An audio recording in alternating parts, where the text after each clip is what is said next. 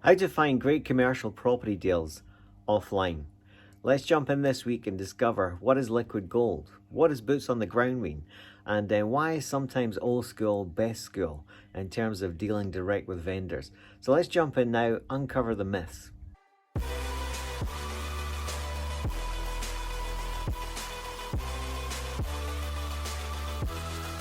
So agents, never forget that this is a kind of people business, and it's number one, two, and three: people, relationships, solving problems. Empathy should be up there as well, because if you don't approach things with an empathetic way, where you're putting, the person on the other side of the table first, you usually won't get the best deal. It become a contest of egos. And this business and this investment strategy, to really get the best out of it, you've got to leave the ego at the door as much as you can and have empathy and really, really trying to, listen with both ears, and ask them and become a friend. It's all about, making a buddy and then making a deal. That's what this business is all about. And I would always encourage anybody to arrange physical meetings in their offices. And the reason for that is a number of things, but it comes back to the first point. It's a people business. It's all about relationships. So the more, if you're on the phone to someone, it might be a 10, 15-minute call. If you're meeting somebody in their office, then, it could be 40 minutes. You'll gain a lot more in that 40 minutes than you do with 3 phone calls because they're in a rush. Or in a physical meeting, they've set aside time to speak to you and you only, and listen to you what you're after. And then you can, at the same time, find out more about them. Have a look at their office. Is it tidy? Is it a mess? Is it absolutely perfect?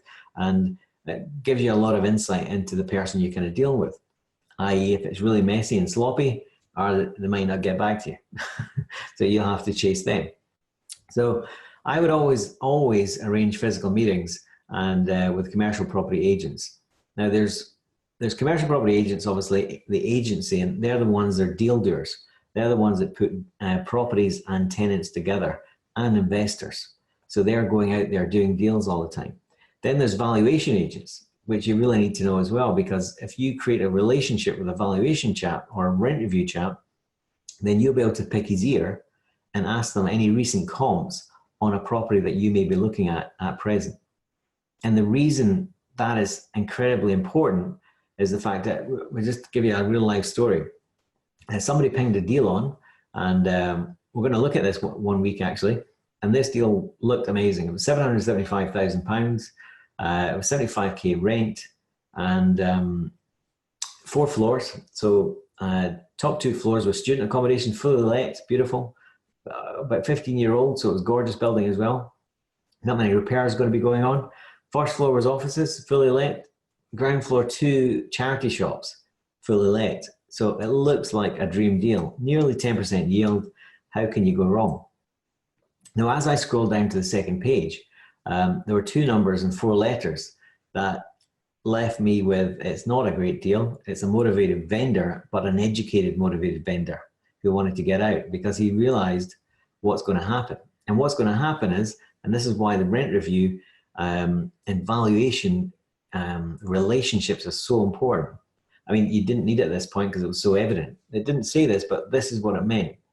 And the charity shops on the ground floor, one was rented in 2009 at £45 a foot. One was rented in 2015 at £30 per foot. And the one from 2009 was just coming up for expiration in a year. So if you imagine that £45 a foot is going to go down to £30 a foot, within, I think it was 17 months or something, which is quite scary, insightful, but it doesn't tell you that. You just have to connect the dots, and this is all about the nuances, the real life of commercial property. Now, for someone uneducated, they would go in 10%, holy Jesus, that's an awesome deal, I'm buying that. But 17 months down the road, they'll have lost £250,000 and probably about £20,000 in rent. Now, that's quite an insightful thing. Now, but it did say that on a brochure, even though it didn't say it because you had to look between the dots kind of thing. So imagine if you're going in to buy a commercial property, one of the key things is to find out the comps. What are the recent lettings on the Zone A? And we'll go into Zone A, what that is, but it's the most valuable part of a commercial property right at the front. And then as you get to zone B, it halves in value, zone C halves again in value. But knowing the recent comps of the zone A is really, really important. And if you can create a relationship with the valuation and rent review chap and get that information at your fingertips, even deals that haven't gone over the line yet, but recent comps, then you'll know immediately if your commercial property is under rented or over rented, i.e. at the next review or the next lease, is the rent going to go down? Is the rent going to go up?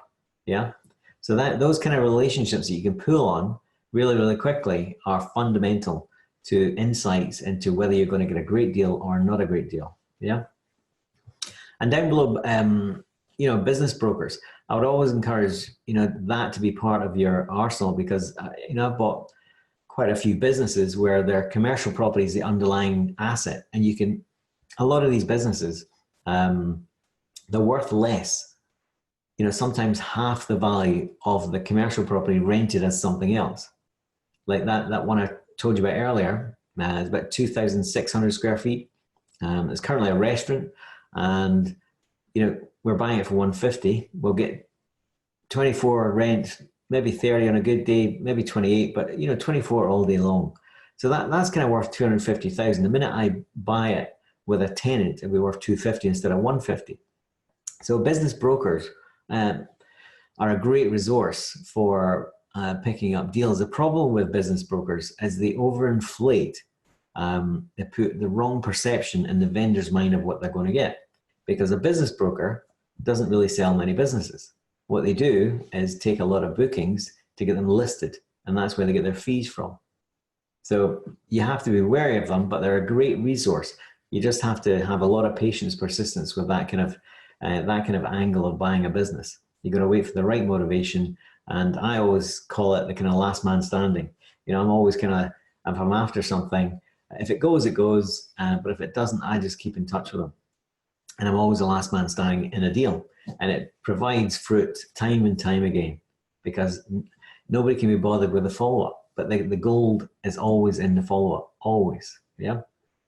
Now, other places, obviously, you can read down here. Other places you can get them. I think for me, the most important place about this, this list that we haven't gone through is the walkabout and drive about. You walking about and driving about with a new perception, a new reality, a new set of glasses on, where you're actively looking for commercial property that may suit something else, like a commercial property that looks a bit tired, that may suit, and then you look up the street and Papa John's isn't there, or Domino's Pizza isn't there, or Costa Coffee is not there. That kind of thing for me is where I've really done well. And after you do that, then you would do a land registry search. You would pull the title, find out which company or person owns that property. You would then do a company's house search and find out who the directors are, their addresses, and you basically send them a handwritten letter, which works every time. Yeah, I always get a response. Sometimes it's an angry response. Sometimes it's a good response. But more so often than not, it's a phone call eventually, and we go and have a chat. And I've had some deals from that, so it's fantastic.